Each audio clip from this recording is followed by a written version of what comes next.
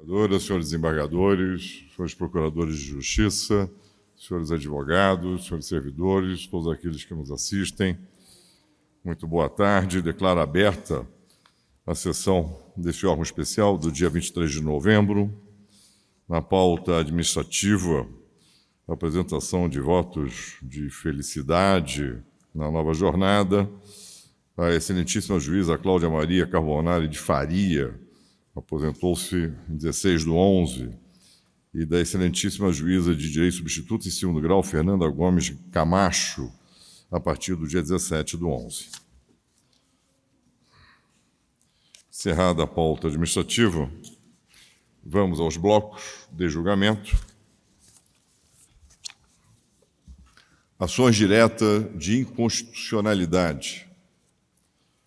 Números de ordem: 11, 13, 14, 16, 17, 19, 20, 21, 22, 23, 25, 26, 27, 28, 29, 30, 31, 32, 34, 35, 36, 38, 39, 41, 42, 43, 44 e 46. Embargos de declaração: 47, 48, 51, 52, 53, 54, 55 e 56. Agravos: 2, 3 e 4. Mandados de segurança: 61, 62, 63, 64, 65, 66, 67 e 73.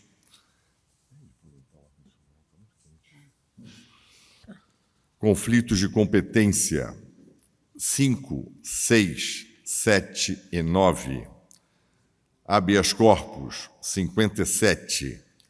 Incidente de arguição de inconstitucionalidade civil: 59 e 60. Representação criminal: 69 e 70.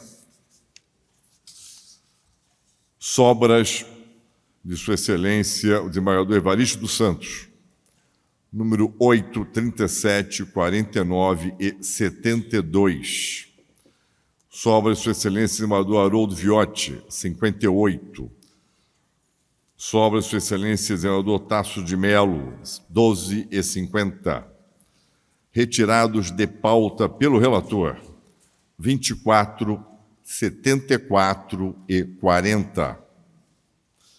Adiados por uma sessão para a sustentação oral, ponho em discussão o número 1 de ordem, deferido ad referendo do órgão especial.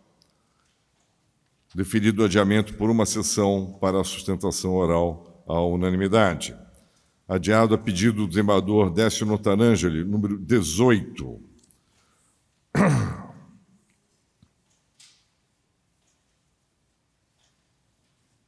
Destaques solicitados pelo desembargador Gemiciano, 45 e 68.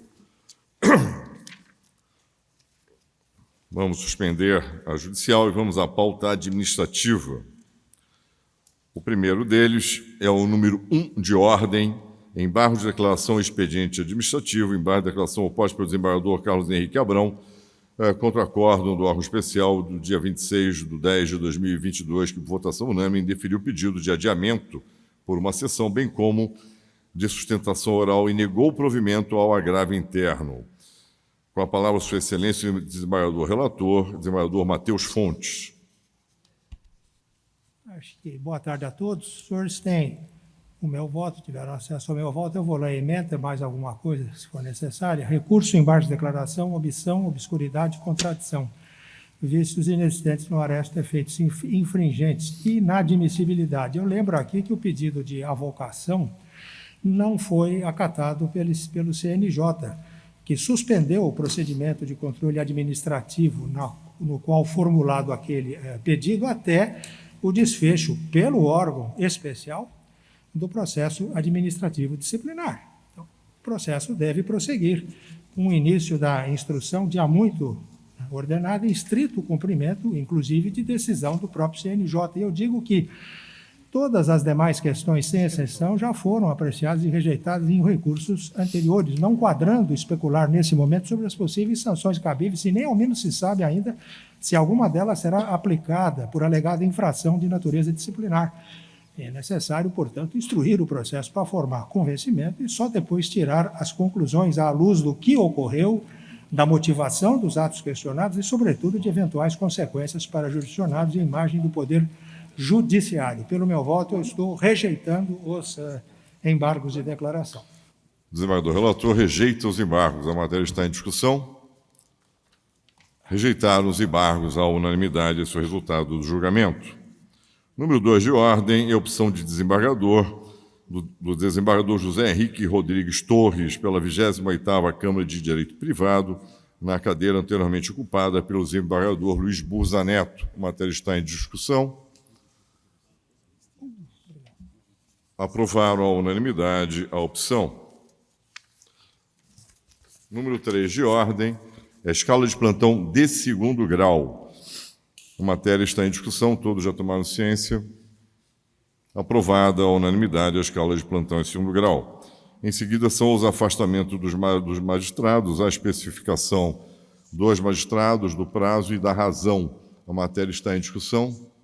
Aprovaram todos os afastamentos. Esse é o resultado. Preferência.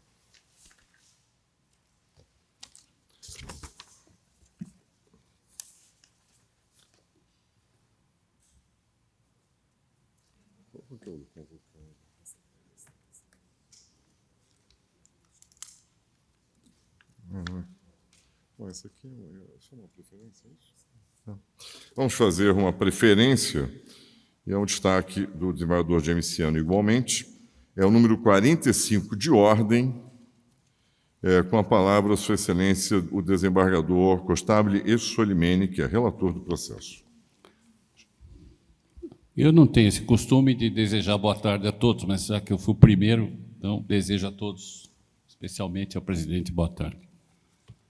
Eu tinha, na data de ontem, o voto pronto, todavia, tanto a Procuradoria-Geral do município pelo prefeito, quanto a Procuradoria da Câmara Municipal atravessaram as vésperas do julgamento, e eu fui alertado pelo cartório, 2 petições que me obrigaram a examinar uma pletora de outros assuntos.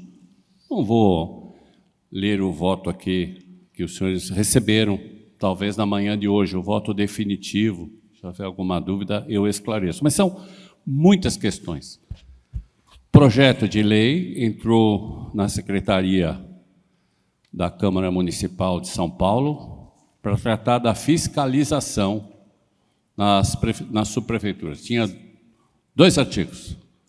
E, durante o processo legislativo, ele recebeu vitaminas em profusão, e aí muitos substitutivos aportaram, e um desses substitutivos, é o que eu estou entendendo dessa discussão nesse processo, esse processo não tinha essa importância que acabou adquirindo nas últimas horas, um desses substitutivos, que não partiu do prefeito, partiu de um vereador, era para extrair dos sexagenários, 60 a 64 anos de idade, o benefício da imunidade no pagamento da passagem, o passe. Quero lembrar que há uma lei estadual em que também o governo estadual extraiu dessa parte da população os mesmos benefícios, noutra ocasião, na Assembleia Legislativa. Eu não sei se isso entrou na esteira de nova política pública, mas essas 2 manifestações que aportaram nas últimas horas deram importância muito grande para a questão material. Eu estou aqui há 2 anos e tanto, e eu me recuso a entrar em discussões políticas, tanto na Assembleia com relação à Câmara. Eu examino a coisa do ponto de vista técnico. Não se está discutindo aqui, apesar de um dos efeitos de eventual procedência ser a repristinação do passe dos sexagenários. Não estamos discutindo aqui o mérito dos substitutivos. Nós estamos discutindo aqui se o procedimento legislativo estava em termos ou não. Nessas duas manifestações que ingressaram aos autos nas últimas horas, fala-se que, eventualmente, esse Tribunal de Justiça estaria invadindo a seara legislativa. Quero lembrar que isso não acontece, até porque existe controle, no que diz respeito à forma, do processo legislativo, não no que diz respeito à matéria. Aqui o Partido dos Trabalhadores, diretório estadual, que também é político, esse partido é que trouxe, porque não conseguiu na Câmara Municipal discutir politicamente a questão, ele trouxe para discutir questão técnica. Então, o que nós estamos discutindo no voto é questão técnica, não é a matéria que está contida nos substitutivos. Repito, aqui nós temos matéria que está reservada ao prefeito, que foi emendada por vereadores. Mas o prefeito depois aderiu à emenda que os vereadores fizeram. Há julgados deste órgão especial do Supremo Tribunal Federal que isso é irrelevante, porque é uma nulidade que não se convalida, atrapalha os atos. E o segundo problema é a questão do jaboti, que eu nem uso essa expressão no acórdão, né? Só para simplificar para quem está assistindo a sessão. O processo originariamente fora concebido para melhorar a fiscalização e, de repente, inseriram nele uma série de assuntos. E o que tinha 2 artigos passou a ter mais de uma dezena, uma delas a questão do ônibus. Mas eu repito, não estou discutindo a questão do ônibus. Um efeito é, se o órgão especial acolher o meu voto, repristina, por um momento, a questão do passe para os sexagenários. E nessas conversas, eu atendi a Procuradora-Geral do município, na terça-feira, Sua Excelência destaca que a preocupação do prefeito é porque o impacto disso seriam 400 milhões no erário e que, portanto, seria caso até de modular. E o segundo ponto, se o primeiro ponto é a emenda de matéria reservada ao prefeito pela edilidade, o segundo ponto é o jaboti, e há uma pletora de julgados deste órgão especial e do Supremo Tribunal Federal dizendo da pertinência temática, que não foi respeitada aqui. Dizer que com o nosso controle isso estaria cerceando a atividade legislativa é equivocado, porque quem promoveu a ação também é representado na Câmara Municipal, que é o Partido dos Trabalhadores. E há controle, como eu disse, eu estou convicto disso, há controle pela forma. Por fim, foram trazidas questões atinentes a 2 julgados desse tribunal. Uma ADI de 2011, relatada pelo estimadíssimo ex-vice-presidente dessa casa, desembargador Arthur Marques. E no meu acórdão, na minuta, eu estou colocando a Vossa Excelência que não guarda compatibilidade com o problema processual que nós estamos discutindo. E o segundo precedente trazido, tanto pela Câmara Municipal como pela Prefeitura, através da Procuradoria-Geral do município, é uma ação civil pública relatada pela desembargadora Flora, na seção de Direito Público. Também não guarda correspondência, a meu sentir, com o que estamos discutindo aqui.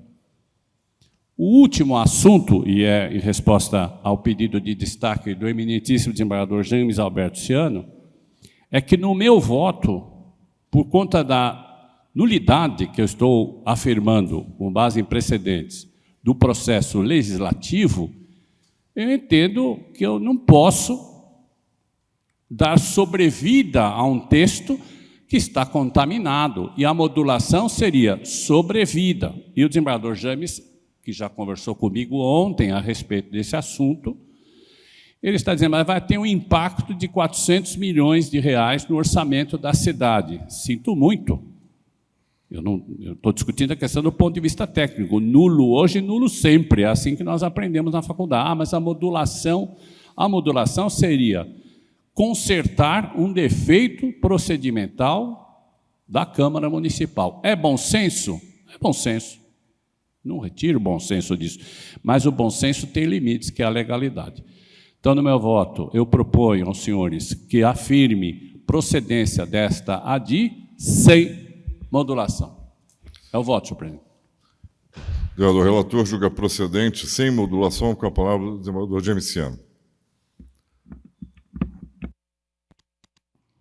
Boa tarde, senhor presidente. Boa tarde, demais colegas, ilustre relator, demais presentes. Senhor presidente, eu confesso que já analisei o processo, analisei o voto do relator e não tenho nenhum acréscimo a fazer ao voto, até porque, em função do vício de origem, é inegavelmente inconstitucional. A minha ponderação, e fiz essa ponderação com o relator ontem, é de que, ao proferir o voto nos termos do como proposto, sem modulação, amanhã os usuários de coletivo já poderiam utilizar, porque o que pega neste voto, o ponto principal nesse voto, é a utilização do passe livre por pessoas acima de 60 anos. O ilustre relator, de maneira muito coerente com o seu voto, com a fundamentação do seu voto, negou a modulação totalmente. Eu ponderei com ele, com o relator, se talvez não seria o caso de concedermos uma pequena modulação para que o município tivesse condições de se reorganizar. Porque, veja, parte deste valor sai dos cofres do município. E se nós impedirmos ou negarmos qualquer modulação, nós estaríamos impondo ao município tirar, sabe lá Deus de onde, os recursos que serão aportados caso, a partir de amanhã, as pessoas com mais de 60 anos passem a utilizar gratuitamente dos coletivos. Veja, eu não sou contra a declaração de inconstitucionalidade nos termos deste projeto apresentado e esta lei, porque realmente ela está contaminada. Se outras leis ou nova lei será apresentada, gratuidade total, só para aqueles que necessitarem a partir dos 60 anos, é uma outra história. A minha singela proposta seria somente, senhor presidente, na modulação dos efeitos dessa decisão por um prazo mínimo, 60 dias. Por quê? Nós estamos no final do ano, final de mandato, final de gestão. Haverá necessidade de uma reorganização interna, administrativa e econômica do município. Então, penso que 60 dias não prejudicará muito e beneficiará sobremaneira o município. E não foram 400 milhões no voto de Vossa Excelência, inclusive, senhor relator, consta, 330 milhões é o aporte que é feito pelo município a cada período, né, de fechamento. Então, eu penso, até para permitir uma divulgação ampla à sociedade de que o projeto foi declarado inconstitucional, seria o caso de concessão de um prazo exíguo. Eu sugeri 60 dias, mas podemos nos adequar a outro lapso, para permitir ao município uma reorganização administrativa, até porque isso sai dos próprios cofres do município e, por extensão, da própria sociedade. Não é incomum nós, mesmo declarando a inconstitucionalidade de outros dispositivos, de outras leis, de outros municípios, concedermos a modulação. Portanto, não é nenhuma novidade o órgão especial conceder modulação. Resumindo, senhor presidente, eu concordo na íntegra com o voto do relator, à exceção da modulação. E a proposta que faço é a procedência da ação com uma modulação de 60 dias a partir desta data. É como voto. O desembargador Gemiciano discorda exclusivamente quanto à modulação, propugnando por uma assinação de 60 dias. Eu gostaria de fazer duas observações, se me permite, desembargador Kogan. Ontem eu recebi a senhora procuradora-chefe do município da capital, que estava preocupada com isso, porque eu falei, em sendo um jabuti, o normal que o tribunal tem feito, todas são ex tunc, porque é aviso formal, evidente, e não há divergência nisso, com relação ao jabuti, né? Até porque, como diz o ditado popular, jabuti em árvore ou foi fruto de enchente ou foi mão da gente. Né? Então, não há dúvida, a expressão jabuti bem se encaixa na hipótese. E a preocupação dela eram as repetições de indébito, porque, desse período todo, eu falei, isso é uma coisa difícil de se imaginar, porque a repetição de indébito eu tenho que provar o adimplemento.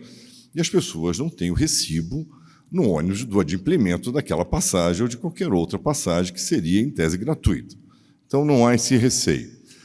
Daqui até o final do ano, o custo é muito pequeno, não dão nem os 330. É realmente muito pequeno. E, de mais a mais, segundo a própria procuradora do município, já há um preparo de uma lei que passa a regular também para o idoso, mas só para o idoso que tenha idoso mais vulnerável, hipossuficiente. Né? Ela deu um nome lá técnico, que eu realmente não me recordo, mas seria isso, o idoso, e além de idoso, hipossuficiente, que tem que se cadastrar na municipalidade. Né? Ele tem que ser hipossuficiente, mas em condições de cadastro. É algo outro, que já em janeiro seria colocado. Ou seja, com todas as vênias do meu caríssimo desembargador Gemiciano, eu não vejo razão para nenhuma modulação, também diante até das circunstâncias fáticas sustentadas pela senhora procuradora-geral do município da capital. Ela esteve comigo ontem, falou isso, deve ter falado com demais colegas, imagino, não ia falar exclusivamente comigo. Então, eu não vejo fundamento, muito embora entenda a preocupação de Sua Excelência. Tá?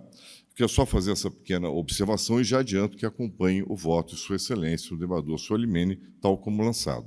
Com a palavra, o desembargador Damião Kogan. Senhor presidente, era mais ou menos no sentido que Vossa Excelência falou. Eu também tenho minhas dúvidas se existe esse gasto, porque, na verdade, o não pagamento de passagem, a Constituição prevê expressamente para os maiores de 65 anos e diz que é optativo entre 60 e 64 anos. E já teve uma liminar dada pelo ex-presidente que cassou liminares que haviam sido dados pelos juízes da Fazenda quando o ex-governador havia revogado o decreto que regulamentava isso. Né? Então, eu tenho minhas dúvidas se todo esse valor que estão falando, se isso é um negócio tão caótico para isso, porque não fica comprovando de quem entrou, subiu e desceu no ônibus que tenha mais idade. Não é? Isso é uma estimativa que cai, na maioria das vezes, nas concessionárias. E não é pago pelo Estado. Isso é uma figura de linguagem aí para demonstrar um prejuízo. Então, eu estou acompanhando o eminente relator, declarando a inconstitucionalidade do texto. Com relação à inconstitucionalidade, não há divergência, nenhuma divergência. A matéria está em discussão. Vou colocar em votação. Eu vou colher os votos. Relator de divergência exclusivamente no que toca à modulação. Perfeito? Matéria de fundo, não há divergência. Com o voto de Sua Excelência, senhor vice-presidente. O relator data vênia, senhor presidente. Com o voto de Sua Excelência, o desembargador Corregedor-Geral da Justiça. Respeitosamente com o relator, senhor presidente. Com o voto de Sua Excelência, o desembargador Decano. Com o relator data vênia. Com o voto da Sua Excelência, o desembargador Ferreira Rodrigues. Também com o relator, senhor presidente. Relator. Com o voto de Sua Excelência, o desembargador Francisco Cascone. Também com o relator, senhor presidente. Com o voto de Sua Excelência, o desembargador Ademir Benedito. Com o relator, presidente. Com o voto de Sua Excelência, o desembargador Campos Melo. Data vênia com o relator. Como voto, Sua Excelência, senador Viana Cotrim. Data Vênia, com o relator. Como voto, Sua Excelência, senador Fábio Gouveia. Data Vênia, com o relator. Eu pergunto se alguém vota com a divergência, porque nós já atingimos o quórum inverso, né, ante o quórum especializado da modulação. Então, julgaram procedente, sem modulação, e, vírgula, nesse ponto, vírgula, por maioria de votos, vencido o desembargador James Ciano, que declara.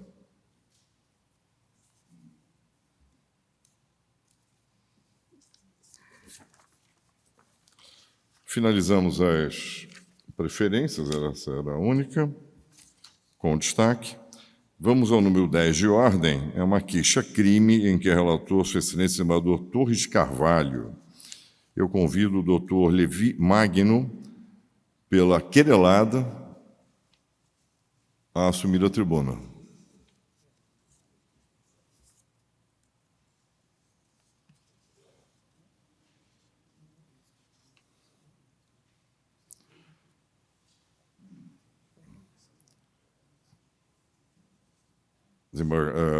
Doutor Levi, Vossa Excelência, muito bem-vindo. Ante a fase do processo, a forma que ele se encontra, eu vou pedir a Vossa Excelência que se concentre na questão do recebimento ou não. Perfeito? Muitíssimo obrigado. O senhor está com a palavra pelo prazo legal. Digníssimo senhor presidente deste egrégio Tribunal de Justiça de São Paulo e também presidente deste egrégio órgão especial do nosso Tribunal de Justiça do Estado de São Paulo. Quero cumprimentá-lo e cumprimento na pessoa de Vossa Excelência todos os seletos, íntegros componentes deste órgão especial. Quero cumprimentar também, especialmente, o doutor relator, desembargador Torres de Carvalho, relator desta causa, desta decisão que hoje aqui Vossas Excelências tomarão, quanto ao recebimento ou não. E quero cumprimentar Vossa Excelência pelo equilíbrio, pela imparcialidade com que tratou a questão até o presente momento. Quero cumprimentar também os meus ex-colegas. Vejo aqui muito feliz meu querido Mário Tebé, meu querido Wallace Paiva Martins Júnior. Senhores desembargadores deste órgão especial, nós estamos aqui a discutir a possibilidade de recebimento ou não de uma queixa-crime promovida pelos querelantes, um deles, Dr. Arthur Migliari, juntamente com outro advogado, contra a doutora Michele de Salvo. Eu fiz questão que ela nos acompanhasse hoje aqui nessa sessão, porque nós temos que prestar contas, prestar informações de um suposto crime de injúria que teria sido cometido no âmbito de um plenário do júri, apenas para que possamos analisar, onde um plenário que eu já mostro, alguns dos senhores já passaram pela área criminal e principalmente pela área do júri. Tenho aqui hoje um papa do nosso Tribunal do Júri, desembargador Camilo Leles, presidente tantos anos do 4º Tribunal do Júri, doutor Solimene, que tanto compreende a área criminal. E nós tivemos um júri, doutor Damião Kogan, em que a vítima era uma policial militar feminina morta, um júri extremamente tumultuado, numa época de Covid, onde, desde o início do julgamento, um julgamento tumultuado, logo no início, Suas Excelências, os querelantes, desejaram fazer ingressar em plenário, em plena Covid, advogados, em número de 5, mais os estagiários. E o juiz, isto não é possível, nós estamos em época de Covid. Não, então eu quero que entre, e a discussão se tomou a ponta, e as questões foram se tumultuando, e o juiz acabou deferindo que uma pessoa só entrasse por advogado. Ali eram 3 réus sendo julgados. Depois, eu requeiro nulidade porque não foi lido, não quero que utilize uma determinada prova do processo. Eu requeiro nulidade porque não foi feita uma diligência. Enfim, são 7 nulidades arguidas em que o juiz teve que se debater. E mais, requereu a quebra de sigilo de dados na ocasião do plenário, E o juiz então diz: olha, todas essas questões já foram abordadas por ocasião do recurso em sentido estrito, analisado em sede do Tribunal de Justiça. E o senhor está novamente insistindo com esta tese. A promotora é tosca. E todo este ambiente de plenário de júri, onde em determinado momento, e aqui eu quero fazer a exata contextualização, quando é ouvida a principal testemunha, desembargador Gemiciano, a principal testemunha de um crime onde a vítima foi uma policial militar feminina, doutora Michele observa, e o magistrado também, que suas excelências entram com um capacete. E o juiz até causou estranheza, mas escuta, que é isso, doutor? Não, eu vou fazer de capacete, ampla defesa, plenitude de defesa. Ok. E a doutora Michele, aqui presente, disse: vamos lá, plenitude de defesa. Eis, doutor Teber, que num determinado momento, suas excelências, os advogados perguntam para a testemunha: a senhora pode me dizer se eu sou careca ou eu tenho cabelo? E sua excelência, então, diante dessa temperatura toda do julgamento, sua excelência diz: isso aqui é brincadeira, os senhores são palhaços, isso aqui é brincadeira. E foi neste contexto, sua excelência, sem nenhum dolo de ofensa, menoscabo à figura dos advogados, o que houve realmente foi uma alta tensão. Doutora Michele não é uma promotora nova de carreira. Não tem um apontamento no seu prontuário funcional, criminal, 0. 2, vamos nas atas, eu vou processá-la, como de fato fez. Desembargador Solimene, ela responde um processo, ela não, porque é o Estado que responde com direito de regresso, a uma ação civil, onde foi pedido R$40 mil de indenização para ela. Ele foi à Corregedoria Geral do Ministério Público, e o doutor Motaurice Alquete, douto corregedor do Ministério Público, promoveu o arquivamento, entendendo que não via sequer falta funcional. Ameaça de representação, visão tosca, enfim, todos os senhores, desembargador Gemiciano, desembargador Solimene, desembargador Jacó Valente, todos já podem imaginar o clima que se encontrava naquela sessão. Então, eu diria que talvez a expressão mal utilizada na ocasião, mas jamais, desembargador, pode ser entendido como a prática de crime contra a honra naquela situação. Não há, repito, e para finalizar, nenhum dolo. Todos os elementos trazidos por suas excelências na inicial. A ata de julgamento, desembargador Damião Kogan, é um retrato que mede a temperatura do plenário. E vou dizer a vossas excelências, como ex-membro do Ministério Público, trabalhei muitos anos com o desembargador Camilo Leles. Se todo júri que nós formos fazer, em que se predomina a oralidade, muitas vezes a belicosidade, todos nós sabemos, desembargador Damião, isto é normal de um ambiente de júri. Se todo júri que nós fizermos sair dali uma queixa-crime, o tribunal não para mais de analisar. E, por fim, trago, exatamente para finalizar, 2 casos julgados por este seleto colegiado. O primeiro de número 20.49.894, dígito 23, com o restante que já é de conhecimento de vossas excelências, de um promotor que também sofreu o mesmo procedimento aqui, desembargador Enio Zuliani, e vossas excelências arquivaram. Um outro, autos, no mesmo teor, desembargador Moacir Pérez, agora recente, de abril de 2022, também foi arquivado, só que neste caso, o suposto ofensor seria um juiz de direito. Então nós temos precedentes desta casa que não autoriza o recebimento desta queixa, desembargador Ademir.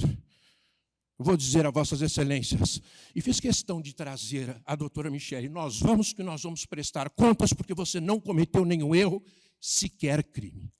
Senhor desembargador Ricardo Anaf, eu agradeço muito a palavra, e mais uma vez presto as minhas homenagens a este egrégio tribunal nesta oportunidade. Muito obrigado a todos os desembargadores. Doutor, nós aqui que agradecemos imensamente. Com a palavra, Sua Excelência, o desembargador relator.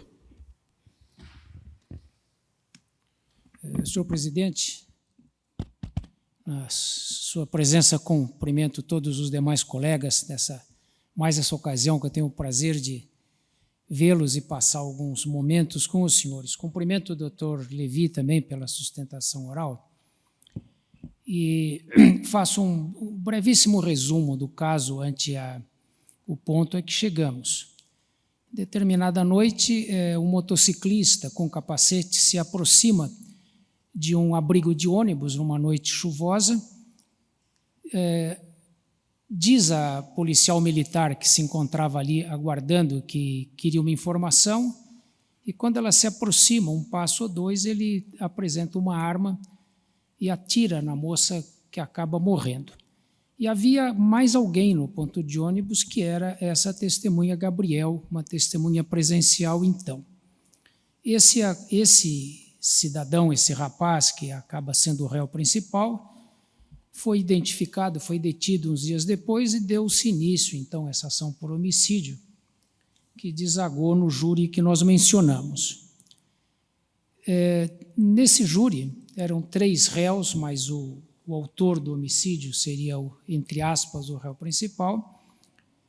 Nesse júri, em determinado momento, na oitiva dessa testemunha, aparentemente querendo demonstrar dificuldade de identificação do autor dos disparos com o réu que ele se apresentava, os advogados se apresentam à testemunha, os 2 advogados, cada um com um capacete de motociclista, e permanecem e fazem as inquirições dessa forma. É nesse momento que surge uma altercação, uma discussão entre a promotora e os advogados. Eu ouvi a gravação desse júri, mas nós não temos exatamente as palavras dos advogados, que não foram gravadas, apenas se percebe que falavam, e as palavras da promotora.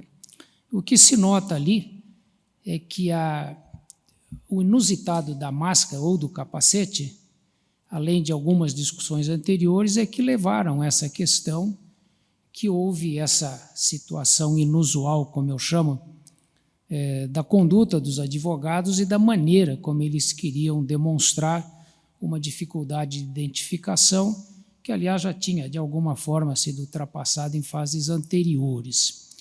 É nessa questão, então, durante esses minutos, que surge essa expressão da promotora, que teria dito que aquilo era uma coisa de palhaços.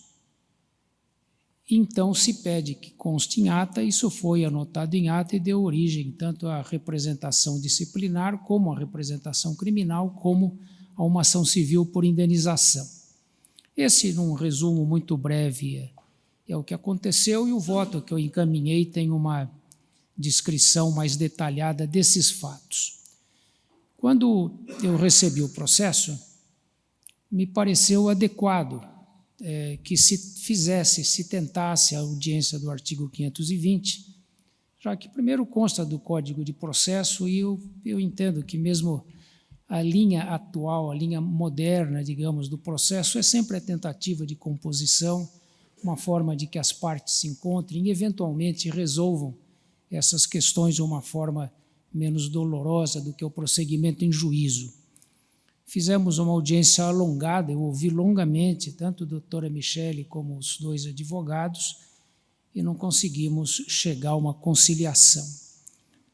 Já ali me pareceu, inclusive, que a dificuldade maior de conciliação era uma posição muito dura dos 2 advogados, inclusive do doutor Migliori, que é um procurador de justiça aposentado e que agora advoga. Então, colocados esses fatos, nós temos os 2 aspectos que me chamaram a atenção. O primeiro, que eu menciono também brevemente, o meu voto é um voto direto, é que a lei e a jurisprudência, de uma forma pacífica, exige nesses crimes contra a honra, a queixa-crime por injúria, que haja um dolo direto. Delitos contra a honra reclamam um elemento subjetivo consistente no dolo de ofender na modalidade dolo específico, cognominado animus injuriandi. E não vi isso presente, uma vez que o comentário feito pela doutora Michele, talvez pudesse não ter sido feito, mas ele houve, não era uma acusação, nem uma ofensa ao advogado, mas aquela conduta, esse fato externo a que eles se sujeitaram, se comportando e se apresentando em júri dessa maneira, como eu digo de novo, muito pouco usual. Então, não vi presente aqui o dolo específico da injúria, a injúria pessoal, não a injúria à conduta, não a comentário sobre determinada conduta acontecida em plenário. E, somando a isso, eu comento que o artigo 142 do Código Penal afasta a injúria ou difamação quando aquilo é irrogado em juízo na discussão da causa.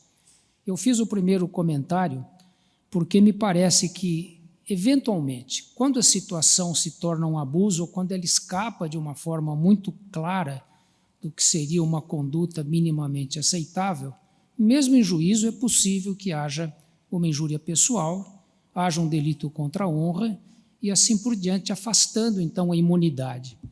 Mas não é o caso, não apenas eu não vi o dolo específico mencionado, como é um caso que, afastado isso, nós temos a aplicação clara da imunidade judiciária que protege, veja, não só a doutora Michele, como protege também os advogados no exercício da sua função. A suposta ofensa, que a mim nem ofensa configurou, não excede ou ultrapassa os limites da imunidade judiciária, como foi mencionado pelo Procurador de Justiça. Então, senhor presidente, o meu voto é pela rejeição liminar da queixa-crime ante a falta de justa causa para o exercício da ação penal, nos termos do artigo 395, inciso 3 do Código de Processo Penal. Esse é o voto, senhor presidente. Desembargador, o relator rejeita a queixa-crime com a palavra, Sua Excelência, o doutor Damião Kogan. Muito obrigado, senhor presidente. Eu quero cumprimentar o doutor Levi pela excelência do trabalho e também o eminente relator pelo voto. Eu vou chegar à mesma conclusão por outro caminho. Eu não entendo aí que nós estamos dentro da imunidade judiciária. Eu estou achando que foi provocada a retorção da hora requerida, não querelada, porque não tem ação recebida, porque eu vou ler só o que aconteceu anteriormente na ata, que só foi citada en passant, para ver que o advogado, ora requerente, foi lá para tumultuar a audiência. Ele foi constituído no termo. E, primeira coisa, pede o desmembramento do julgamento, que foi indeferido. Chegou em seguida, requereu que ficasse consignada as seguintes palavras: inicialmente não poderão ser utilizadas mensagens entrecortadas à florestal por contrariar normas procedimentais. Também consigna a defesa o cerceamento do direito de exercer a defesa, em especial a busca do local dos fatos, especialmente para conhecer onde existiria uma tabacaria. O que era a tabacaria? A tabacaria é onde a vítima presencial, quando começaram os tiros, se refugiou. Que interesse tem? Nulidade.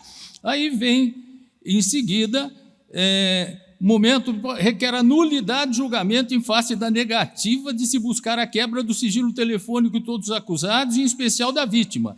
Consigna também a defesa a nulidade absoluta, terceira nulidade do julgamento em face do deferimento unilateral da não inquirição da testemunha policial rodoviária da comarca de Limeira e que houve, inclusive, concordância no Ministério Público Florestal. Requer também a nulidade absoluta do julgamento em razão da falta de exame das câmaras do condomínio de apartamento situado no local dos fatos, conforme Florestal. Requer também a nulidade do julgamento para ficar constando a falta de apreensão da sacola azul em que a senhora Iracema, a Corré, embora deferida por outro réu, teria entregue ao correio Admilson. Finalmente, consigna a nulidade absoluta do julgamento, não obstante as razões já proferidas pelo ilustre culto e magistrado, tal, porque não deixou os advogados todos se amontoarem do lado dos acusados. Senhor presidente, isto da ata demonstra o ânimos com que a defesa veio. Veio com ânimos de tumultuar aquela audiência. Já trouxe todas essas nulidades que não ocorreram na hora, que já foram objeto de apreciação pelo juiz de primeiro grau, rejeição e análise pelo tribunal, que manteve a rejeição. Então, o que aconteceu? Era um caso, vou explicar bem, porque eu li bastante os autos para entender o contexto em que isso aconteceu, por isso que eu estou me pronunciando. Eu não acho que seja uma mera discussão que surgiu, não foi isso. Isso foi engendrado anteriormente. Então, chegou-se lá, arguiu-se todas as nulidades que já estavam rejeitadas pelo juiz e pelo tribunal na hora do plenário do júri. Então, em seguida, isso por folhas 663, 665, estavam rejeitadas pelo juiz de primeiro grau, folhas 977, 986 pelo tribunal.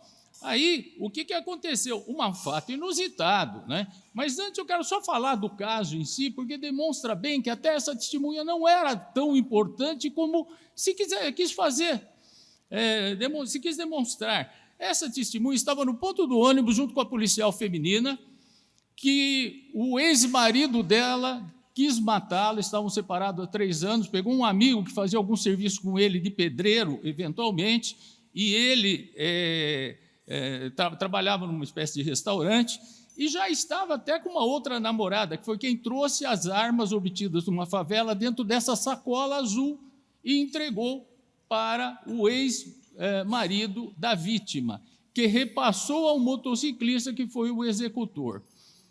Então, na hora em que o motociclista passou, ele voltou. Estava chovendo muito, as vítimas estavam debaixo de uma proteção, de uma parada de ônibus, e ele levantou o seu capacete, levantou a viseira para fazer uma pergunta. Essa testemunha chegou a descer, ficou 1 metro e pouco dele. A policial ia descer nesse momento, quando ele viu que ela já estava começando a descer, ele sacou a arma e deu 3 tiros na cabeça dela e se evadiu. O que aconteceu logo em seguida? Veja, a testemunha fugiu, tinha 2 casais de idosos que também fugiram, mas a testemunha disse que viu as roupas e viu os olhos e o nariz da testemunha, porque ela levantou a viseira do capacete. Aí, o que acontece? Ela passou debaixo de uma filmagem, eu não sei, não está esclarecido se era uma câmera inteligente que lia a placa, porque foi rápida a identificação pela polícia da placa da moto, e a moto foi, salvo engano, para Limeira, cidade próxima. E quando a moto já chegou em Limeira, já havia sido identificado a moto e os policiais estavam aguardando eles ingressarem lá. Então foram cercados por vários policiais e presos. Detalhe, a sacola da vítima estava com o autor, o executor do crime. Dentro da sacola, as armas usadas. A moto que foi reconhecida. Essa testemunha só falou que teria um protetor preto do tanque, que talvez não tivesse lá na hora. Mas, não veja, essa testemunha era despicienda até de importância, porque a identificação ficou no encontro com as armas, logo depois, prisão em flagrante, e dentro de todo esse contexto que as coisas aconteceram. O que eu estou contando isso? Porque era um caso muito difícil para a defesa. A prova era praticamente incontestável, com todos esses argumentos da prisão em flagrante, logo após, com as armas, inclusive. Então, o que ele optou? Vamos tumultuar, veio lá e pediu nulidade, daí vem aquela coisa sui generis, né, de ingressar com capacete de motocicleta, os 2 advogados. Né? Aquilo não era uma encenação teatral, eu acho que o juiz não deveria ter deixado. Mas, no final das contas, eles ingressaram com o capacete, e eu nunca vi nenhum desses defensores que aqui ocorrem com frequência com capacete aqui. Por quê? Porque não entrariam no prédio lá embaixo, nem chegaria à porta daqui. E se chegasse à porta daqui, seriam tirados pela polícia militar. Então, o que acontece? Isso era uma brincadeira, veja, numa comarca ainda, né, intermediária, que não tem tanta experiência, às vezes, os magistrados, os promotores, né, e se aproveitou disso, ainda mais sendo um promotor antigo, o que é muito ruim, deslustra a origem, porque chegou lá e resolveu cutucar a promotora o tempo todo. E veja, eu revi exatamente o momento em que surgiu isto. A testemunha estava apavoradíssima, começou a passar mal, estava branca, foram buscar alguma coisa para ela beber, e nesse momento é que a doutora promotora, que estava tratando muito bem os acusados, os advogados, né, ela chega lá pela Santos e pede para fazer o reconhecimento. E a testemunha falou: olha, não quero que vejam o meu rosto. Eu não sei se o réu já estava na sala ou não, porque não aparecia a filmagem. Ele estava de lado, mas não sei se tinha entrado ou estava fora.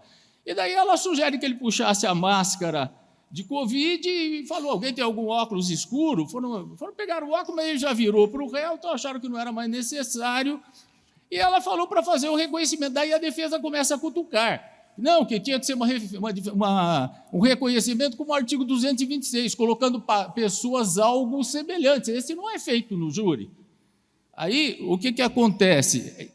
Ela falou: doutor, a matéria já está sumulada pelo tribunal, não há razão de discutir isso, né? E daí ele vira, e veja, eles tiveram a cautela, que eu acho que foi de má fé, de não falar no microfone. Por isso que o eminente relator não conseguia ter as oitivas do que os advogados falaram, porque eles saíram fora do microfone. Tinha um microfone para o Ministério Público, um para a defesa, um para quem estava sendo ouvido e para o juiz, porque só assim se gravava a audiência. Só que na hora das coisas que eles falaram e para provocar a promotora, eles falaram fora. E me deu a impressão que era alguma coisa como isso, é uma palhaçada, e ela falou: não, palhaço é o senhor. É isso que ela falou. Foi uma retorção. Não houve discussão que tivesse surgido isso. Ela foi provocada o tempo todo. E curioso que um promotor com mais de 30 anos de carreira vai entrar com uma ação logo em seguida, assim, sem mais nem menos, né? Representou o Ministério Público, apresentou a queixa e entrou com uma ação civil pública contra o Estado de São Paulo.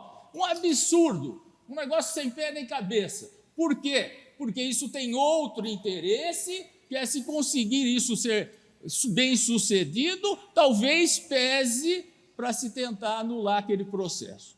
Então, senhor presidente, eu não vou rejeitar a queixa, eu vou julgar improcedente, que é mais amplo, como está na Lei 8.038, por atipicidade de conduta, e eu imponho a sucumbência de R$10.000. Esse é meu voto, senhor presidente. O desembargador Damião Kogan julga improcedente com a imposição de sucumbência de R$10.000, divergindo, pois, do dispositivo proposto. Sua Excelência, o desembargador relator. A matéria está em discussão.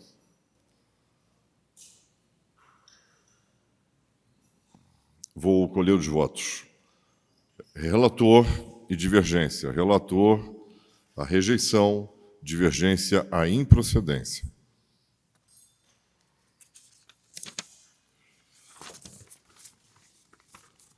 Com o voto, a Sua Excelência, o desembargador vice-presidente.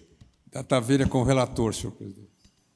Com o voto, Sua Excelência, o desembargador corregedor-geral da Justiça. Data vênia com a divergência, senhor presidente. Divergência. Com o voto, Sua Excelência, o desembargador decano. Com o relator. Relator. Com o voto, Sua Excelência, desembargador Ferreira Rodrigues. Senhor presidente, eu vou acompanhar o relator. Relator. Com o voto, Sua Excelência, o desembargador Francisco Cascone. Senhor presidente, vou acompanhar a divergência com a devida vênia. Divergência. Com o voto, Sua Excelência, o desembargador Ademir Benedito. Senhor presidente, homenageando o eminente desembargador Damião Kogan, que é mestre no assunto, mas nesse caso eu vou acompanhar o eminente relator. Com o voto, Sua Excelência, o desembargador Campos Melo. Com a divergência, data vênia. Divergência. Com o voto, Sua Excelência, o desembargador Viana Cotrim. Data vênia com a divergência. Com o voto, Sua Excelência, o desembargador Fábio Gouveia. Data vênia com a divergência, senhor presidente. Com o voto de Sua Excelência, desembargador Matheus Fontes. Do mesmo modo, eu voto com a manifestação divergente. Gente. Com o voto de Sua Excelência, desembargador Jacó Valente. Eu acompanho o relator, presidente. Com o voto de Sua Excelência, desembargador Gemiciano. Eu acompanho o relator, senhor presidente. Com o voto de Sua Excelência, desembargador Costabile Solimene. Relator. Com o voto de Sua Excelência, desembargador Elcio Trujillo. Relator. Como? Relator. Relator. Com o voto de Sua Excelência, desembargador Luiz Fernando Nisch. Data vênia com a divergência, senhor presidente. Com o voto de Sua Excelência, desembargador Décio Notarangeli. Eu voto com a divergência. Data vênia, senhor presidente. Com o voto de Sua Excelência, desembargador Jarbas Gomes. Presidente, pedindo vênia ao eminente desembargador Damião Kogan, sempre muito preciso e conhecedor da matéria, mas eu vou acompanhar o relator. Relator. Com o voto de Sua Excelência, desembargador Tasso Duarte de Melo. Senhor presidente, eu vou acompanhar o relator. Relator. É relator, é isso? Desculpe. Relator. Com o voto de Sua Excelência, desembargador Vico Manhas. Com o voto de Sua Excelência, desembargador Figueiredo Gonçalves. Por Sua Excelência. Relator. Com o voto de Sua Excelência, desembargador Rui Coppola. Com o voto de Sua Excelência, desembargador Camilo Leles.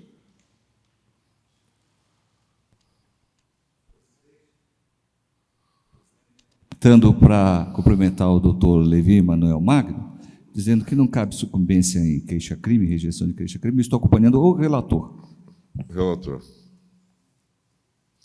Só um minuto.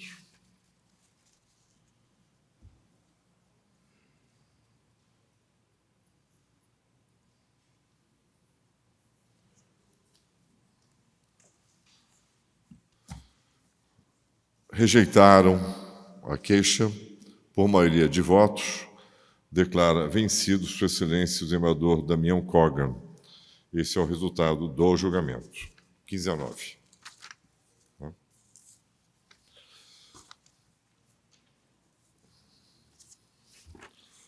O próximo é uma ação civil pública, em que é relator Sua Excelência o desembargador Campos Melo, é o número 71 de ordem.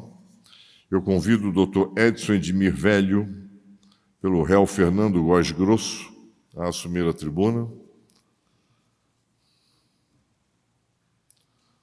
Doutor Edson, muito boa tarde.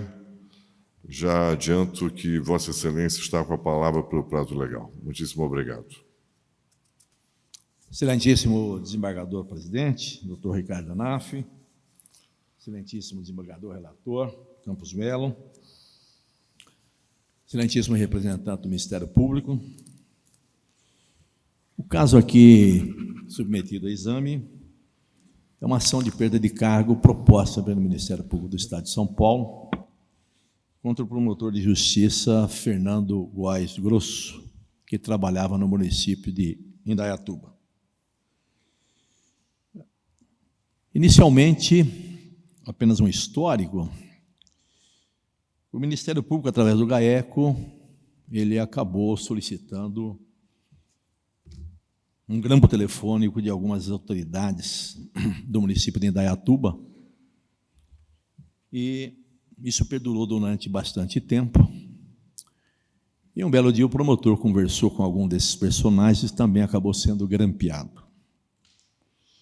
Com base nesse inquérito que acabou sendo instaurado, de aproximadamente 5.000 folhas à época, o promotor de justiça e os demais personagens do município, prefeito e outras pessoas, acabaram sendo denunciados por diversas infrações penais.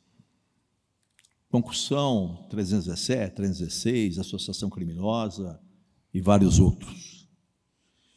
Pois bem, este processo, o crime, ele, de competência desse plenário, foi sorteado... Doutor, desculpe. Esse processo tem segredo de justiça. É isso mesmo, desembargador Campos Melo? Para mim consta segredo de justiça, Não constou sigiloso. aqui, mas se Vossa Excelência entender que existe o segredo de justiça... Não, nós não, temos não, que consta esvaziar na o pauta. recinto. Na pauta consta, por isso eu estou perguntando para Vossa Excelência e pedir desculpas ao doutor. Olha, na minha pauta não constou, mas é uma ação civil pública. Na minha não, mas tudo bem. Se Vossa Excelência não decretou, podemos Eu prosseguir. não decretei. Então, mas vamos eu peguei prosseguir. este Então, o processo, equívoco é da pauta. Eu peguei o processo em andamento. Em Talvez andamento. quem tenha me antecedido tenha decretado, mas na minha pauta não constou que era segredo de justiça. Há alguma razão para o segredo de justiça, eu vos pergunto? Eu não vejo motivo. Não? Então, eu peço desculpas. O segredo de justiça, se foi decretado em outra hora, fica levantado. Levantado. Podemos Perfeito. consignar isso aí, né? Pois em ata. Tá, doutor, 1 milhão de desculpas, mas como tem plateia, eu vi agora, eu fiquei assustado, tá bom? Ok, ok. O senhor está com... Devolvo o prazo com mais alguma coisa. Muito bem. E esse processo acabou tramitando aqui pelo órgão especial e o desembargador Márcio Bartoli foi nomeado o relator do processo. E o órgão especial acabou julgando e o promotor de justiça ele foi absolvido por falta de prova, inclusive com 2 desembargadores que declararam também seus votos vencedores. Um acordo realmente primoroso. Eu me lembro que eu até copiei, e não sei se encaixa qual foi a caixa e qual foi o tipo penal, mas deu 165 laudas. Pois bem, o Ministério Público, com base naqueles elementos do inquérito, ele havia já solicitado a ação de perda de cargo do promotor de justiça. Só que, para a perda de cargo do promotor de justiça, há necessidade, de acordo com a legislação de regência, uma condição de procedibilidade, qual seja, que seja condenado, uma ação penal transitada em julgado, posteriormente, que o Procurador-Geral de Justiça ele acione o órgão especial do Colégio de Procuradores e seja autorizado a promover esta ação de perda de cargo. E que esse crime praticado pelo promotor de justiça, que ele seja incompatível com o exercício da sua função. Então, isso daí é uma condição de procedibilidade, que não existe, o promotor foi absolvido, certo? E os demais personagens deste imbróglio todo acabaram sendo denunciados na comarca, todos eles foram absolvidos, ou por negativa de autoria, ou por atipicidade de conduta. Teve um outro personagem que o promotor de justiça teria sido acusado, aí, que deixou de denunciar, né, teria praticado o crime. Ele acabou sendo denunciado por um outro promotor, e o doutor Palu também absolveu por atipicidade de conduta. Então, o ponto importante que existe aqui, na realidade, são esses 2 itens necessários, ou conjunto necessário, para que o promotor de justiça perca o cargo. Sentença penal condenatória transitada em julgado e ação proposta pelo Procurador-Geral de Justiça, devidamente autorizado pelo órgão especial. Aqui nós não temos essa condição de procedibilidade, que é a sentença penal condenatória, porque ele foi absolvido. Todos os demais personagens da comarca que foram envolvidos aí no grampo telefônico, nenhum deles foi condenado. Absolvidos por atipicidade de conduta ou por negativa de autoria. Teve ação de improbidade administrativa também, em que foram absolvidos. Então, realmente, com base no artigo 38 aí da lei, 8.625/93, no nosso entendimento, não foram exigidos, não foram preenchidos os requisitos necessários. Não tem a sentença penal condenatória transitada em julgado, que é a condição de procedibilidade, Então, essa ação realmente ela tem que ser julgada improcedente. Complemento também dizendo que a Corregedoria-Geral do Ministério Público, por ocasião dos fatos, o Corregedor-Geral instaurou um processo administrativo a respeito disso. E o promotor de justiça foi absolvido. Na alegação final feita pelo Ministério Público, o Ministério Público acabou invocando independência de instâncias para dizer que podia e tal. E ele citou um acórdão dizendo que era do Supremo Tribunal Federal, mas que, na realidade, esse acórdão era do Superior Tribunal de Justiça, era da Maria Tereza. E, nesse processo da Maria Tereza, existia o réu, de fato, foi condenado. Só houve a prescrição da pretensão executória. Então, existiam elementos. Então, o Ministério Público, na realidade, acabou fazendo uma confusão a respeito disso. Por outro lado, também é importante lembrar que o ministro Gilmar Mendes, na reclamação número 41.557, ele já fez uma análise a respeito da consequência lógica dos efeitos produzidos pela sentença penal condenatória, ou absolutória, quer dizer, num processo administrativo, certo? Onde se pretende a condenação do promotor. Então, ele observou que o princípio do indúbio pro réu aí, que na realidade não deveria, essa sentença condenatória, absolutória penal, ela já produziria os efeitos no processo administrativo sancionador, certo? E tem aqui diversos julgados, que também não é desnecessário mencionar, da Laurita Vaz, do Superior Tribunal de Justiça, também de desembargadores aqui desse plenário. Eu finalizo dizendo realmente que os dois requisitos específicos previstos na lei orgânica não foram preenchidos e realmente a ação tem que ser julgada improcedente, ressaltando mais uma vez que este colendo órgão especial absolveu o promotor de justiça.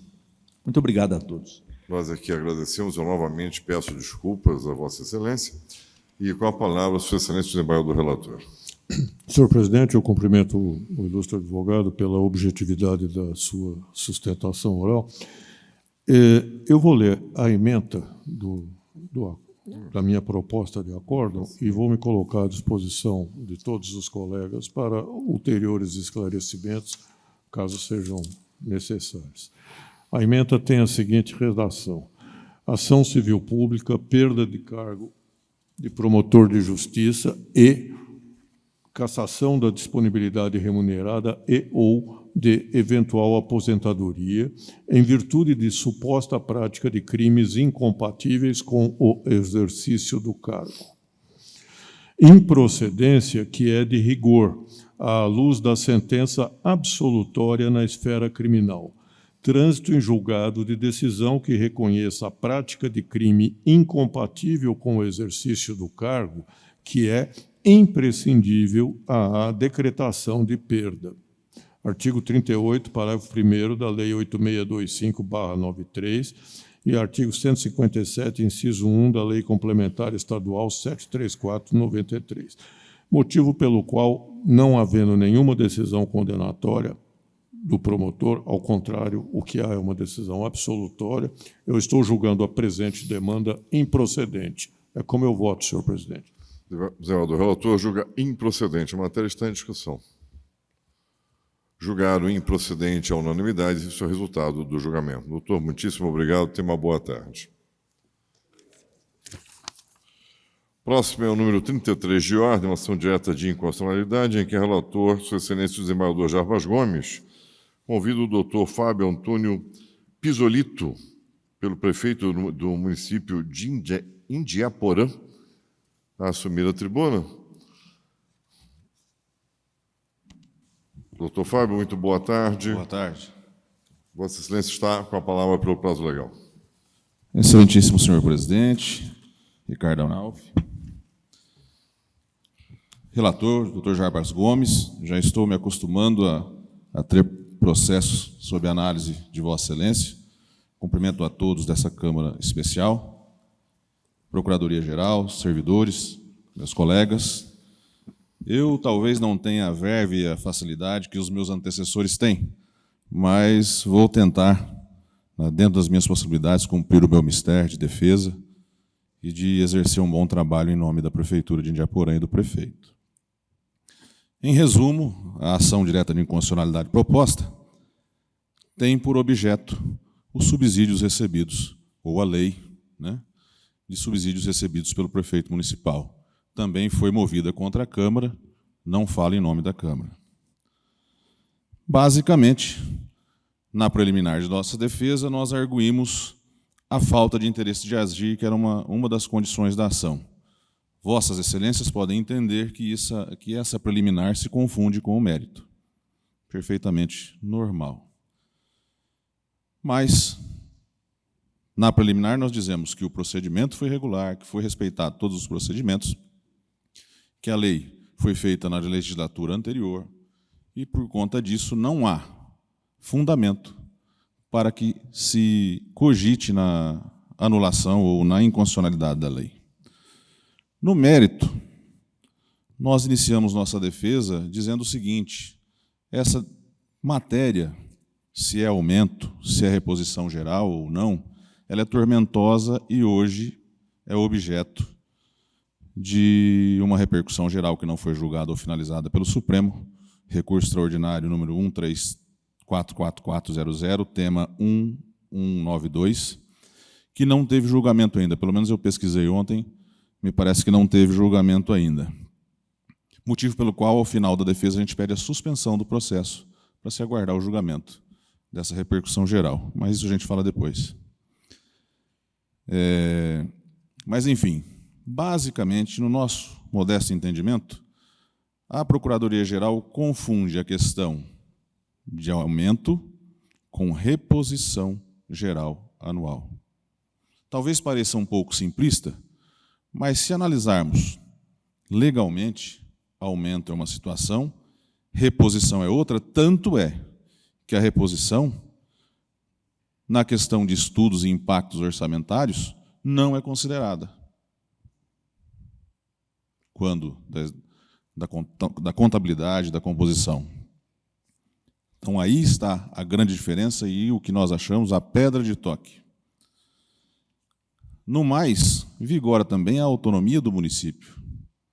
E, no tocante à autonomia, nós temos que ter em mente que a lei orgânica, em seu artigo 54, nós juntamos, e seu artigo 108, prevê a recomposição, conforme o artigo 7, 4º da Constituição Federal.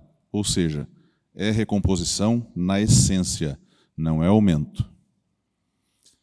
A regularidade da lei municipal está na tramitação, está no respeito ao princípio da anterioridade e, como sabemos, todo e qualquer pagamento feito na administração pública tem que ser previsto em lei, basicamente.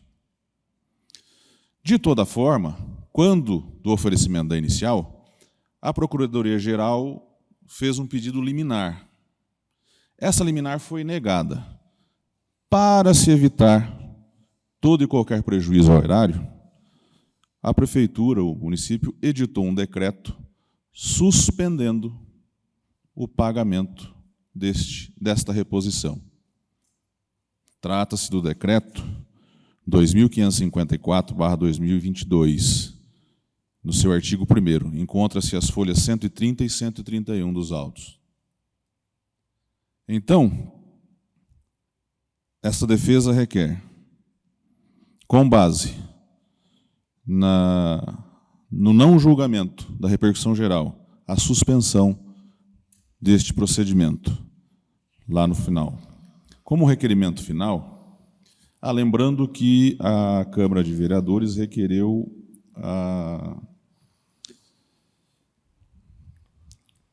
o amoldamento da questão. A modulação, correto?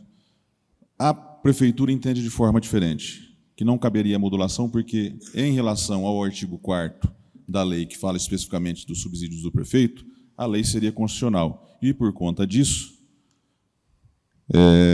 regular todo o procedimento em conformidade com a Constituição e seus artigos.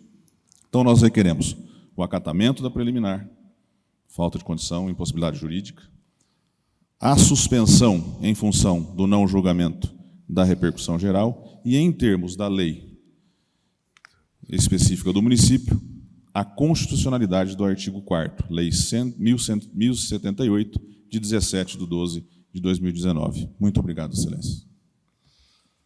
Nós que agradecemos. Com a palavra, Sua Excelência, o desembargador relator. Muito obrigado, senhor presidente. Quero cumprimentar o ilustre advogado pela sua sustentação oral. E, com respeito às preliminares, eu observo que... Eu vou proceder à leitura, presidente, apenas da ementa, porque a matéria já conhecida, né, por este seleto órgão especial. Então, eu vou proceder à leitura da ementa. Processo civil, ação direta de inconstitucionalidade, suspensão do processo, que foi a pretensão de sobrestamento. Eu digo que não induz o reconhecimento da repercussão geral do tema, 1192, uma vez que não foi determinado o sobrestamento nacional das causas afetas a esta controvérsia. Com respeito às condições da ação, eu observo interesse de agir, carência não configurada, uma vez que, além de adequada, a via eleita mostra-se necessária para o fim almejado pelo autor, qual seja afastar do ordenamento jurídico norma que, em princípio, seria contrária às prescrições constitucionais.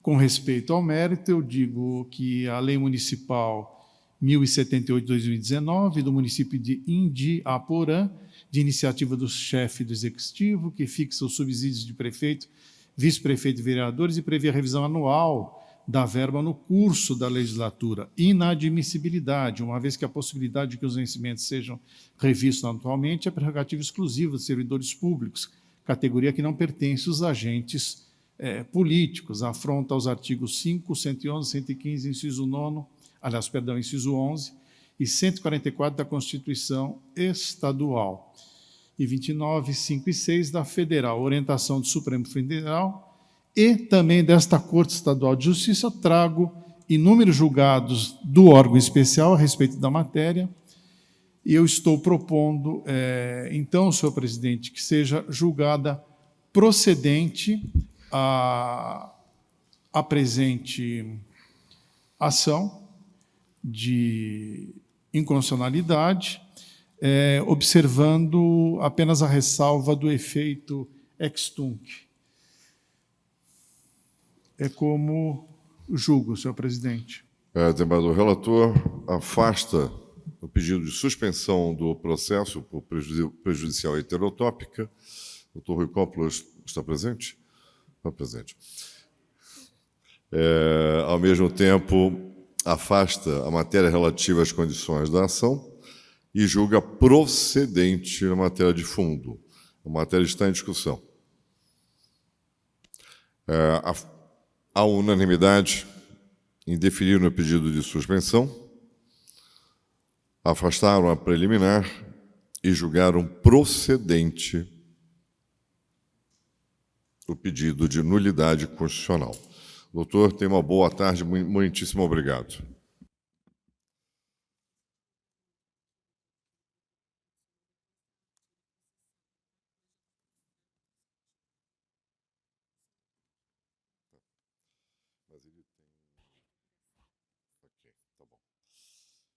O próximo é o número 15 de ordem, é uma ação direta de inconstitucionalidade em que é relator, Sua Excelência, o desembargador Matheus Fontes.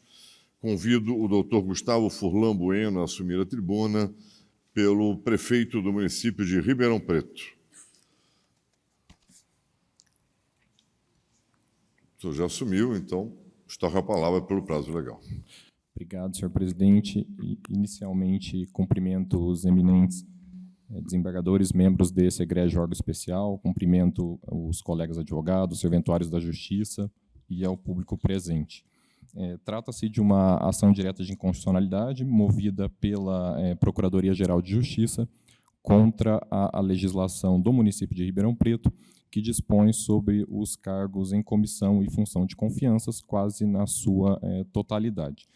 O que cabe considerar inicialmente é que essa legislação do ano de 2021 foi fruto de uma reforma administrativa que teve, inclusive, a participação de especialistas e docentes da Universidade de São Paulo, que contribuíram com a Prefeitura Municipal no intuito de elaborar uma legislação o mais completa possível, e o que até pode ser observado por ser uma lei bastante extensa, com mais de 600 artigos, que objetivou trazer o máximo de clareza e objetividade na colocação das atribuições de todos os cargos em comissão e funções de confiança da Prefeitura Municipal. E o que a gente compreende quanto a essa temática é que, com a devida vênia, há algumas premissas colocadas pelo Ministério Público que são equivocadas e que precisam ser, no nosso entendimento, compreendidas de uma outra forma. Porque o cargo em comissão e a função de confiança, eles são sucintamente disciplinados pela Constituição Federal e pela Constituição Estadual, o que acaba trazendo um grande espaço interpretativo, né? Um grande espaço para que seja dada uma interpretação mais restritiva ou mais permissiva, a depender do olhar que é colocado sobre a questão. E, nesse sentido, a gente sabe que a ação ela é baseada, entre outros aspectos, na questão da relação de fidúcia, no sentido de que não haveria essa relação de confiança entre as pessoas nomeadas para esses cargos e o prefeito municipal. Porém, quanto a essa relação de fidúcia, no nosso entendimento, precisa ser compreendido como algo entre o ocupante do cargo e a pessoa que está imediatamente acima, o superior hierárquico imediato, porque, levando em conta uma interpretação em que todos os cargos deveriam ter uma relação de fidúcia diretamente com a autoridade máxima do órgão, e considerando que é o mesmo artigo da Constituição que trata tanto para o município, quanto para o Estado, quanto para a União, levaria à conclusão de que o presidente da República teria que ter especial relação de fidúcia com cada nomeado da administração pública federal, ou que o governador do Estado igualmente deveria ter essa relação. O que nos parece que é uma interpretação que não é razoável e que não poderia ser aceita numa situação como essa.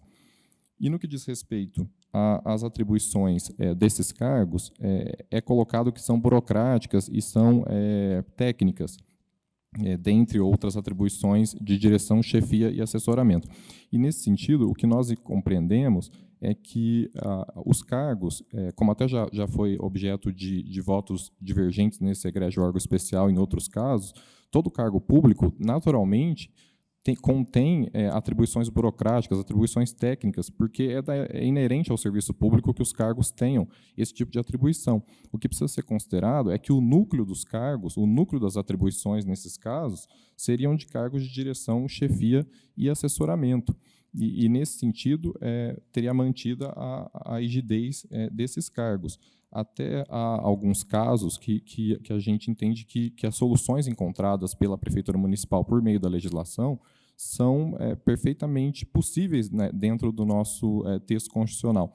Por exemplo, a gente traz o caso das funções de confiança de supervisor de unidade básica de saúde. São funções de confiança, ou seja, podem ser providas exclusivamente por servidores efetivos, e nos parece muito razoável que uma unidade de saúde, enquanto unidade administrativa, seja chefiada por um médico, um enfermeiro, um nutricionista, enfim, alguém que compõe o quadro daquela unidade. O que não nos parece razoável é que a prefeitura tenha que fazer um concurso específico para chefe de unidade básica de saúde, porque esse é o tipo de engessamento da administração pública que não necessariamente vai resultar em eficiência, e, no nosso entendimento, não é essa a forma como o resultado que nós vamos obter seguindo por esse caminho.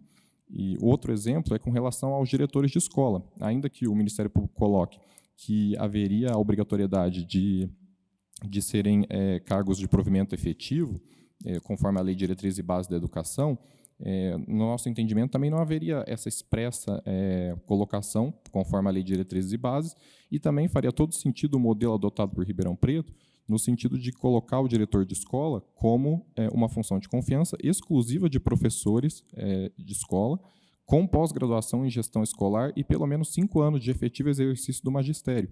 Até antes dessa ação direta de inconstitucionalidade, estávamos preparando um decreto para regulamentar a forma de escolha desses diretores, né, desses professores elegíveis para serem diretores de escola, para disciplinar e tirar o máximo da carga política dessa escolha.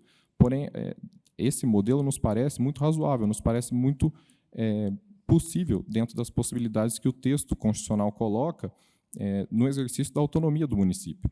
E, nesse sentido, também cabe destacar o reduzido número de cargos em comissão do município de Ribeirão Preto.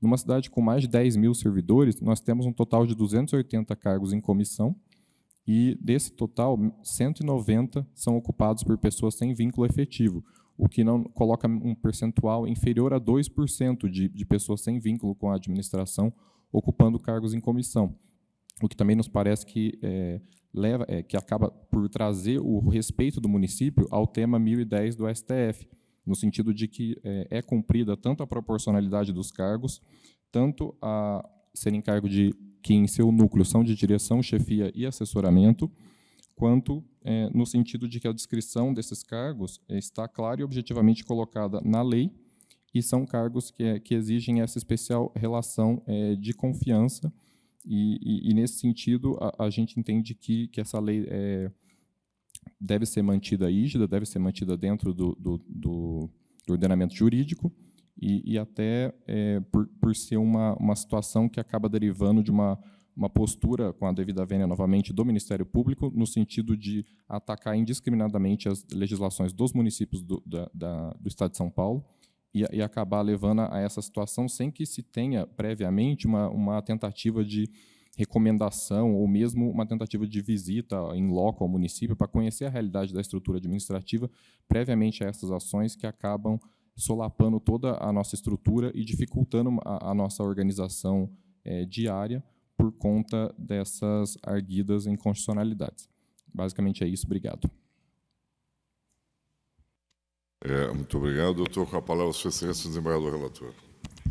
Presidente, eu ouvi atentamente o doutor Gustavo Furlan Bueno, cumprimento pela sustentação objetiva. Esta ação entende com a inconstitucionalidade da Lei 3062 do município de Ribeirão Preto. Ela dispõe sobre a organização administrativa e reorganização do quadro de pessoal da prefeitura daquele município.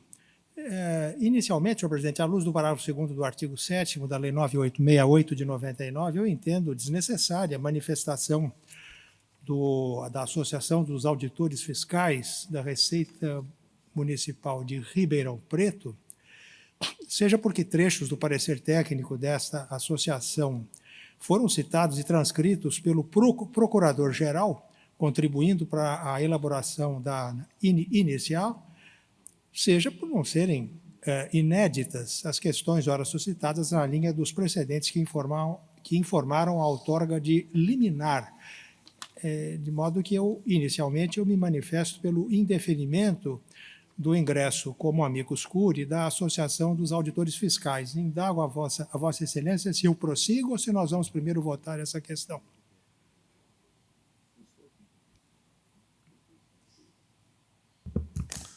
Vossa Excelência está dizendo procedente. Não, primeiro eu estou indeferindo o pedido de ingresso como amicus curiae da Associação dos Auditores. Prossigo no exame ou nós vamos primeiro votar? Acho que pode prosseguir no exame. Nós estamos indeferindo. Eu entendo que, no presente caso, os cargos de provimento em comissão, funções de confiança, não indicam o desempenho de tarefas em que seja primordial necessidade de fidúcia, revelando funções meramente técnicas e burocráticas a serem preenchidas por servidores públicos de carreira, após regular aprovação em concurso público de provas e títulos, mostrando nítida incompatibilidade com os artigos da Constituição do Estado que eu menciono no voto, que remetem a artigos da Constituição Federal e que se aplicam aos nossos municípios por força do 144 da Constituição do Estado. Nada absolutamente importa o rótulo ou nomenclatura, senão a essência daquilo que representam. Eu entendo que não há nenhum componente nos postos a indicar a exigência de controle de execução das diretrizes políticas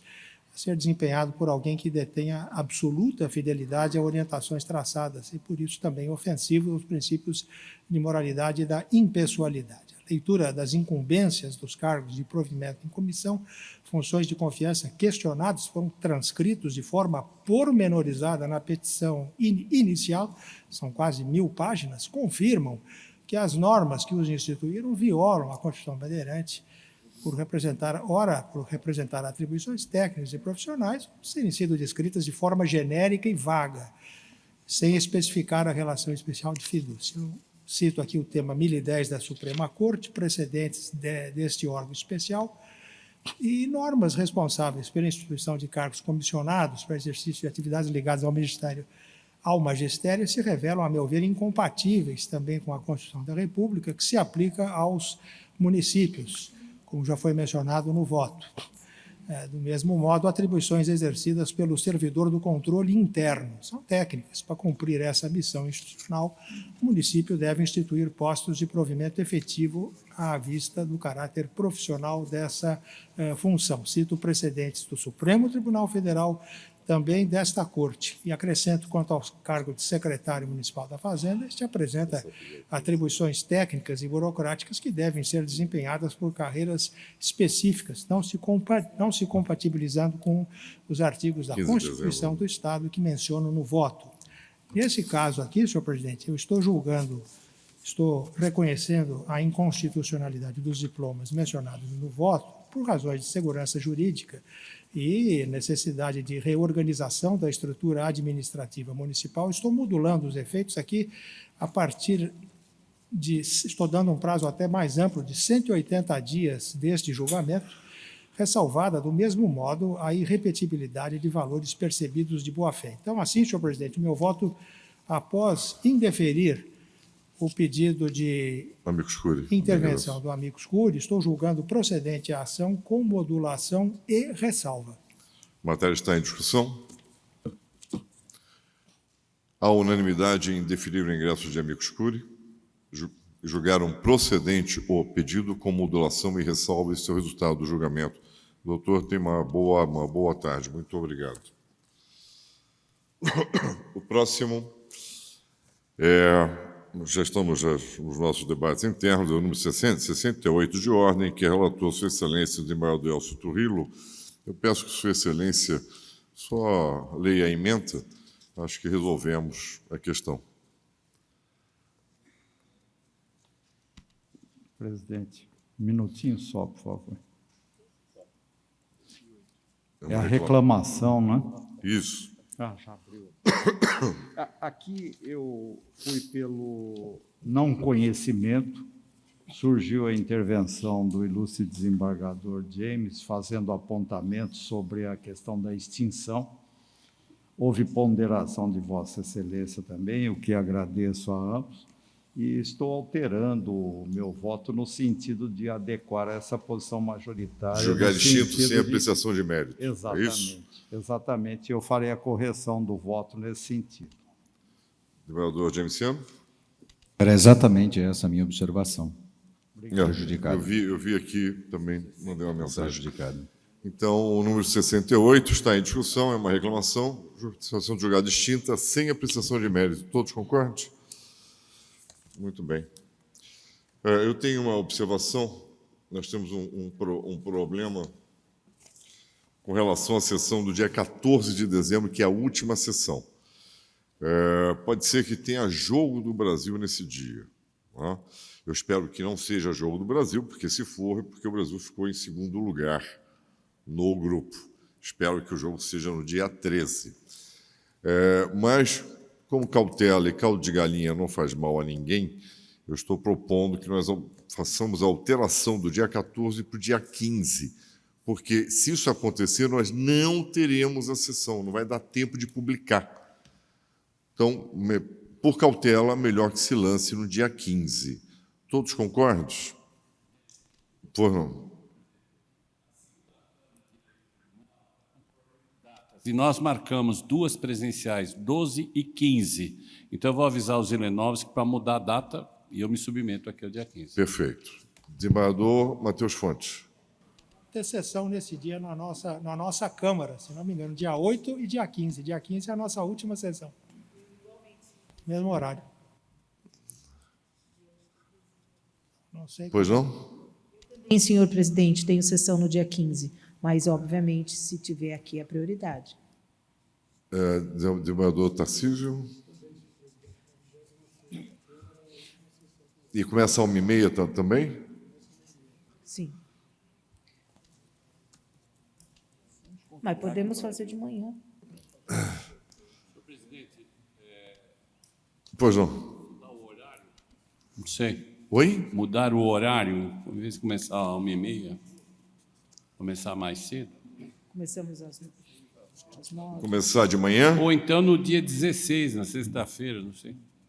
Oi? Sexta-feira, 16. E dia 12, presidente, na terça. Parece que é um dia neutro. 12 nós também temos sessão.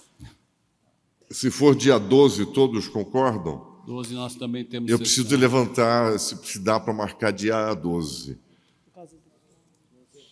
Se for dia 12, não tem problema com ninguém? Tem conosco na segunda Câmara, mas eu falo, claro, que eu... Elcio, Trujillo. Eu presido a 10ª e nós já marcamos. Dia 12 é segunda. É segunda? Então, sem problema. Se 12 for segunda, sem problema. Ou, eventualmente, a gente marca para sexta-feira. Né? Fica muito difícil, porque é assumir o risco de não ter a última sessão do ano. Pois não. Desculpe, o doutor Jacó está dizendo que 12 é segunda, aí não tem problema algum. Alguém tem problema na segunda, dia 12? Eu tenho sessão da Câmara Especial. Eu estarei viajando. Tem Câmara Especial. É. Sexta-feira, alguém tem problema? Eu tenho sessão mais adia, presidente. Doutor Ademir. Não, uma sugestão apenas, presidente. Talvez, se Vossa Excelência designar a data que for mais conveniente aqui para o órgão especial, os colegas que tenham sessão poderiam, talvez, combinar com as câmaras para alterar o horário para a parte da manhã das câmaras, vamos dizer assim, ordinárias. E nós faremos a nossa, que é à tarde. Porque nós já, na 21ª, nós estamos fazendo a do dia 5 pela manhã, em razão dessa possível incompatibilidade. Não com aqui, mas com o jovem. Senhor presidente.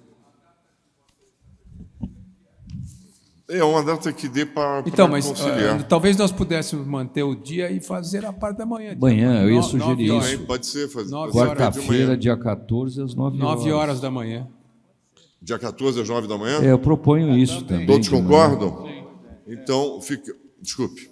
9h30, senhor presidente. Não, 9 horas, senhor presidente. 9 horas. 9 horas é muito cedo. Não, mim. não é. Então, Não, a magistratura, porque a audiência era às 13 horas. Doutor Gastão pode vir direto. É o único. Just one.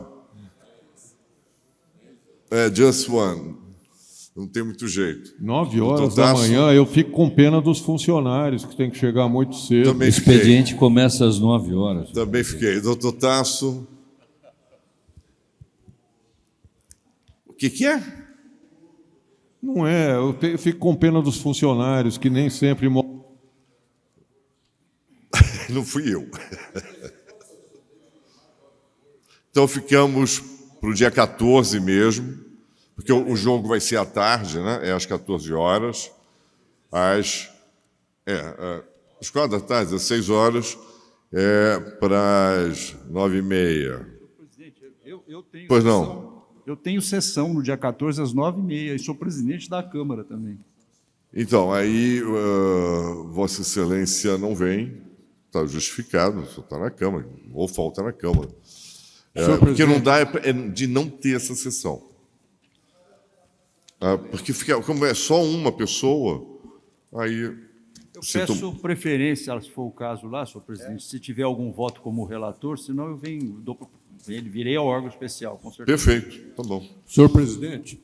Pois não? Eu gostaria de indagar, Vossa Excelência, apenas para que nós possamos equalizar a tramitação dos processos do órgão nos nossos gabinetes, quantas e quando serão as sessões de janeiro? Janeiro não teremos sessão. Nenhuma? Nenhuma, porque... eu não... Puxa vida. Mas eu estou pensando em marcar no dia 14 e no dia 16. Perfeito. Se faltar alguma coisa, a gente vem na sexta. Tá Marque ótimo. Todos os dias. Então, em janeiro, não teremos sessões do órgão? Nós não temos condições de ter sessão, porque nós temos o dia 25, temos o feriado. que é feriado e não vai dar tempo de publicar. Perfeito. Então vai ficar para fevereiro, primeira quarta-feira de fevereiro. Eu lastimo, mas em todo caso me submeto aos seus desígnios. Vossa Excelência pode marcar para as 9 horas da manhã também. Deixa que 9h30 tá bom também. Presidente, o expediente forense é das 9 às 17. Eu acompanho o desembargador Solimene, às 9 horas a sessão do órgão. Como é que é? Isso é só da primeira instância, que é das 9 às 17. Vamos lá, isso aqui. Então ficamos às 9h30, quarta-feira, dia 14. Perfeitamente, senhor presidente. E em janeiro nós não vamos ter o prazer de convivermos, então, aqui no órgão. Não. Que pena, que pena, não tenho dúvida disso. Eu agradeço à senhora desembargadora, aos senhores desembargadores, senhores procuradores, senhores advogados, todos que nos assistem, nossos servidores em especial, e declaro encerrado. Com a palavra, Sua Excelência Campos de Melo. Antes de Vossa Excelência encerrar a sessão, eu gostaria de cumprimentá-lo efusivamente pela célere e serena condução dos trabalhos. Muitíssimo obrigado. Declaro encerrada a sessão. Tenham um bom fim de tarde.